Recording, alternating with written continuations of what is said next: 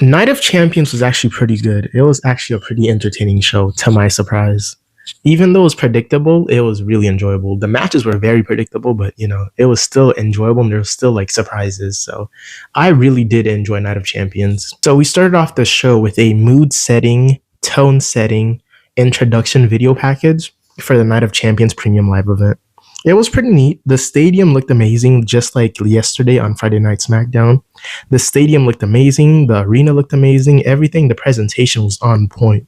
The fans were still very lively and very active. The crowd popped for almost every superstar's entrance. They sang along a bunch for like people like Cody Rhodes, Randy Orton, John Cena, CM Punk, Sami Zayn. That was a sight to see, man. That was a sight to see. The crowd like made the show, The crowd made this show what it was. Like, it felt lively. It felt energetic. I really enjoyed this show. But anyhow, though, let's get into the review. So our first match of the night was Randy Orton versus Cody Rhodes, King of the Rings finals match. This was actually a pretty good opening match. This was like a shocker to me because I thought they were probably going to start off with the Sami Zayn versus Karrion Kross match, but I'm happy that we actually started with the Randy Orton versus Cody Rhodes match because that got the crowd really pumped. But anyhow, though, we had This Is Awesome chants during the whole match and stuff like that. And this was a good starting match. This was a good opener match. Throughout this match, though, Randy Orton was really selling his back injury. He did like a superplex to Cody very early on. And then he just kept selling that his back is messed up. He can't do his moveset anymore. Because, Randy Orton has like past history with like, neck injuries and back injuries and stuff like that. So he was selling it really well. And in this match, Cody was acting very heelish. He was like targeting Randy's back, like, at every chance he got, And I'm like, even the commentators kept saying, this is a new side of Cody Rhodes. I've never seen this from Cody Rhodes. So Cody was acting a bit heelish, and I found that pretty entertaining. But anyhow, though, some highlights from this match. Randy Orton hit a off the top rope superplex, the one I mentioned that messed up his back, story-wise. Cody Rhodes hit his disaster kick. Cody Rhodes hit a top rope missile drop kick on Randy Orton. Cody Rhodes hit a top rope Cody cutter, which looked amazing. I like that he's incorporating that in his moveset now. It looks amazing. Randy Orton hit his draping DDT. Cody Rhodes reversed an RKO from Randy Orton into a crossroads, which looked amazing. Randy Orton RKOs Cody Rhodes out of nowhere. That was the first RKO of the match. And Randy actually starts to line up a punt kick on Cody Rhodes. He was going to punt kick Cody Rhodes, and he starts doubting himself. He starts debating it. And with him, like, saying, should I do it? Should I not do it? And you see like the turmoil in his face. It takes him too long to decide whether he wants to do it or not.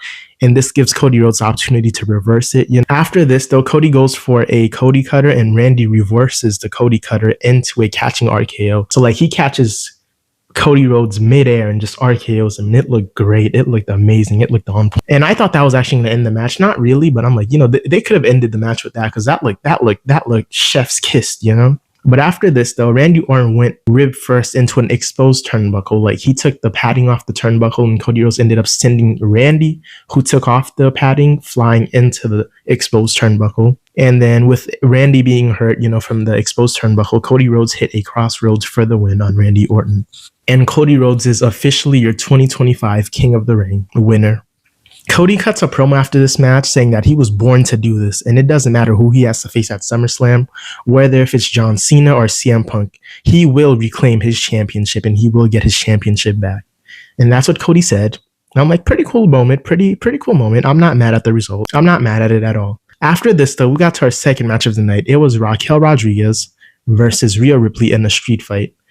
And this match had no business being as good as it was. I didn't expect it to be this good, This match was I thought it, I was even trash talking this match a little bit on my predictions video, and they surprised me.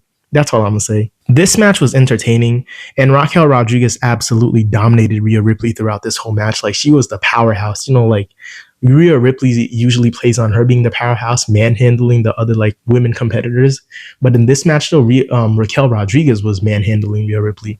And that was a cool little dynamic. And in this match, we got a lot of crazy spots and a lot of creative spots. I really did enjoy this match. So some highlights from this match. Raquel hit back-to-back fallaway slams on Rhea Ripley. Raquel Rodriguez ended up tying Rhea Ripley up in the ring ropes, and then she started beating Rhea Ripley with a kendo stick like she stole something, man. I'm like, Jesus. And after this, though, Raquel powerbombs Rhea Ripley into the timekeepers area. And then we get another cool spot where Rhea Ripley gets mad. She rips off her belt and starts whooping Raquel Rodriguez like a frustrated black mom. You saw it too on her face. She took her belt off and all you saw was like hits and swings, and I'm like, dude, okay, I'm all for this.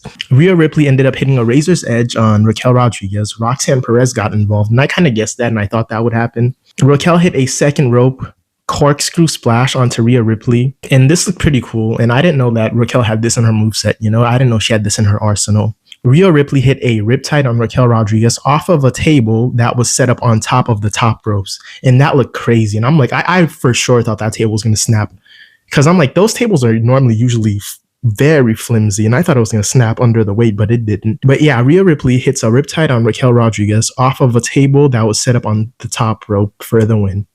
And like I said, this was a really good match. It had no business being as good as it was. After this, though, we got to our third match of the night. It was Karrion Kross versus Sami Zayn. This was an absolute certified Raw match. This was probably like the least entertaining match for me on this whole show. Like, nobody's going to go back and rewatch or reminisce about like this snooze fest of a match. You know, nobody's going to go rewatch this. Nobody's going to be talking about this. I'm like, this was a Raw match. Like, no stakes, no stipulations, no nothing. And like in the in-ring work rate wasn't even that good either. So I'm like, I know they did this for Sami to be there, but like, at least, I don't know. I was hoping it would be entertaining. This was a certified Raw match. But anyhow, though, some spots and some cool highlights from this match were that Sami Zayn hit a moonsault on Karrion Kross off the barricade. Karrion Kross hit a leaping Death Valley driver. Karrion Kross hit the Doomsday Cycle. He hit that a few times, and that used to be his old finisher. I guess he just uses that as like normal, like he just uses it as like a normal move now. Sami Zayn hit a Blue Thunder Bomb on Karrion Kross, and Sami hit the Haluva Kick on Kross for the win at the end of the match. This match, like I said, certified Raw match. Nothing much else needs to be said about it. It was there, whatever. Moving on. After this, though, we got Jacob Fatu versus Solo Sikoa, another match that absolutely stole the show. And this was another match that absolutely stole the show. All gas, no brakes with it. Yeah, I mean, Fatu. Anyhow, though, some highlights from this match. Fatu hit a flying clothesline off the steel stairs onto Solo Sikoa. Solo Sikoa hits two Uranagi on Jacob Fatu, one on the ring apron and the other one on the outside area. Solo hits a German suplex on Fatu. Fatu no-sells it, and then he returns the favor and German suplexes Solo right on his head, right on his neck. Fatu hits an impaler on Solo. Fatu hits a top rope, Jeff Hardy-looking swanton dive, and then Tama Tonga makes his surprising return. He attacks Jacob Fatu. JC Mateo comes out. He causes distractions as well. Fatu hits this like cool looking cartwheel kick to JC Mateo off the ring apron, which looked, I'm like, what did I just see? Because I'm like, dude, this man is too athletic for his size. But anyhow, though, he did that. And then he proceeds to hit a corkscrew dive over the ring ropes onto JC Mateo and Tama Tonga. And I'm like, what is this at this point? It was really entertaining. Fatu hits his finisher, the off the top moonsault onto Solo Sikoa, and out of nowhere, Tangaloa makes his debut. He's a new star and a new member of the Bloodline 2.0 now. Tangaloa makes his debut and he attacks Jacob Fatu. Solo hits the spike on Fatu for the win. And like, when this was happening though, I was thinking, I'm like, dude, how many members of this bloodline are we gonna get? Like, sheesh.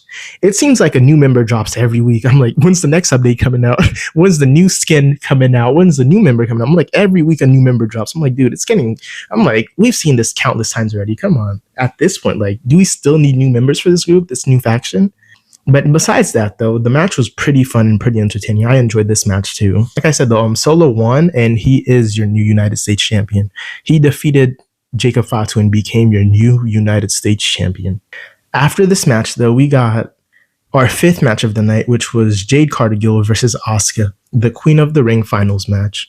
And Jade had my favorite women's attire of this whole show. Like you know how like all the women have to wear, you know, like long sleeve stuff and like long pants and stuff like that. She kind of like did something different with hers. Everybody was like, all the women, they were wearing like just black with like some flair of like green, you know, yellow, stuff like that. But she came out with full white and gold. And I think she was cosplaying a character. I could be wrong though, but it looked amazing. And this was like my favorite women's attire of this show.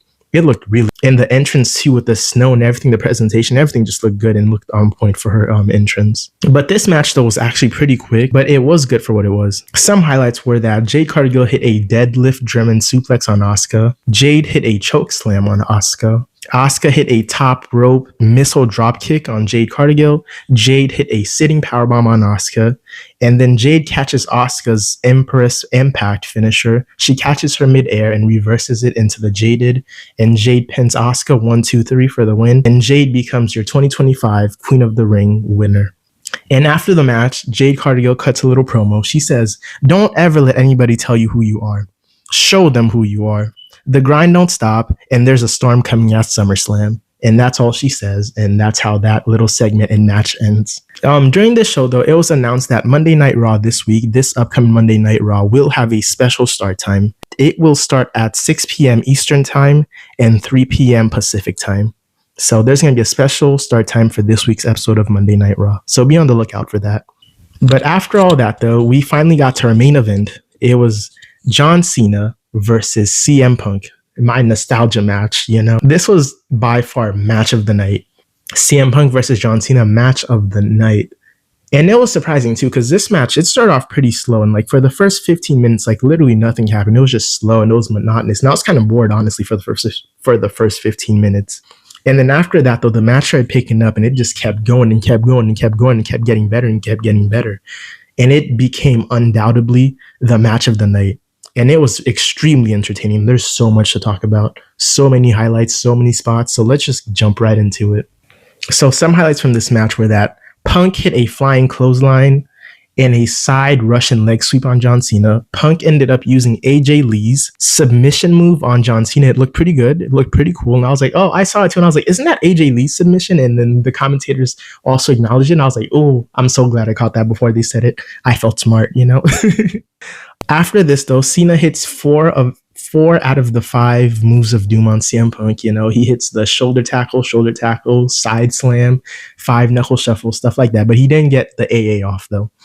Punk ended up hitting a backbreaker and a running knee on John Cena. Punk hit a top rope flying elbow drop on John Cena. Cena reversed a GTS into an STF. So CM Punk goes for a GTS, and out of nowhere, Cena just reverses it into the STF submission. And then CM Punk was able to get out of it, and very quickly after, Cena turned it into an AA and hit his first AA of the match. After this, though, CM Punk kicks out. CM Punk ends up putting John Cena in the STF himself. He puts John Cena in the STF. Cena then hits another AA on CM Punk. Cena hits a top rope catching rolling through AA on CM Punk, and we haven't seen that in a while. Like CM Punk was on the top rope and he jumped at John Cena doing like a crossbody, and John Cena caught CM Punk midair, rolled with him, and got back to his feet and turned it into an AA, and it looked pretty impressive. And John Cena used to do that a lot back in the days. You know, he's older now. He can't really do it the same way anymore, but it was still a nice spot to see. And then finally, CM Punk hits his GTS on John Cena. Cena accidentally shoulder tackles the referee, and then boom, Seth Rollins' music hits. And out of nowhere comes Seth and Friends, you know, that little group with no name. Seth and Friends comes out. Bronson Reed and Braun Breaker end up jumping and attacking CM Punk. CM Punk gets chokeslammed through the announcer's table. And while Seth Rollins is about to cash in, a referee's running down the entrance ramp to come confirm whether or not Seth Rollins wants to cash in. Out of nowhere, John Cena, I'm telling you, he football tackles the referee out the way. I'm like, dude, Jesus, the referee went flying. John Cena, football tackles the referee out. Cena then ends up picking up Seth Rollins. He hits Seth Rollins with an AA, and then Cena gets jumped by Bronson Reed and Braun Breaker. And out of nowhere, Penta comes out to the aid of John Cena and CM Punk for some reason. I don't know why. I'm like, why is he even here? But whatever. Penta comes out. Sami Zayn comes out. Penta hits an amazing, crazy-looking cross-body splash off the entrance ramp onto Braun Breaker and Sami Zayn, who are brawling. And at the end of the match, we have this cool moment that happened where John Cena and CM Punk teamed up against Bronson Reed, and John Cena hit Bronson Reed with an AA. Like, John Cena, almost 50 years old at this point, picks up big Bronson Reed and AAs him. I'm like, dude, this reminds me of when he used to do this stuff with the Big Show and Mark Henry. I was popping for this, and I was like, yo, this is amazing. But after this, though, at the very end of the match, Seth Rollins comes back into frame, back into the whole, scene. He ends up hitting CM Punk in the face with the briefcase. He curve stomps CM Punk. John Cena throws Seth Rollins out the ring, and Cena pins CM Punk for the win, a 1-2-3. John Cena retains the undisputed World Heavyweight Championship. And at SummerSlam, it will be Cody Rhodes versus John Cena for the undisputed champion. And like I said, this Premium Live event was very enjoyable. I enjoyed almost every match. There was like 2 or 3 that was like, meh. But I enjoyed overall almost every match. You know, each match had its little moments here and there too. The presentation was amazing. The crowd was amazing. You know, I genuinely did enjoy it. And this premium live event actually flew by for all the right reasons, you know? And I would rate Night of Champions 2025 a solid 8 out of 10. This was a very good premium live event. I really enjoyed it, you know. I got to give credit where credit is due. We got good matches on this show. That's all I'm going to say. I got to give credit where credit is due. I'm rating it an 8 out of 10, and that's the bottom line because I said so. Anyhow, though, thank you for showing up. Thank you for tuning in. Thank you for hearing me out, and thank you for listening. Like, comment, and subscribe if you want to. Like, comment, and subscribe if you'd like to. And like, comment, and subscribe if you choose to. As always, it's been a pleasure. I'm out.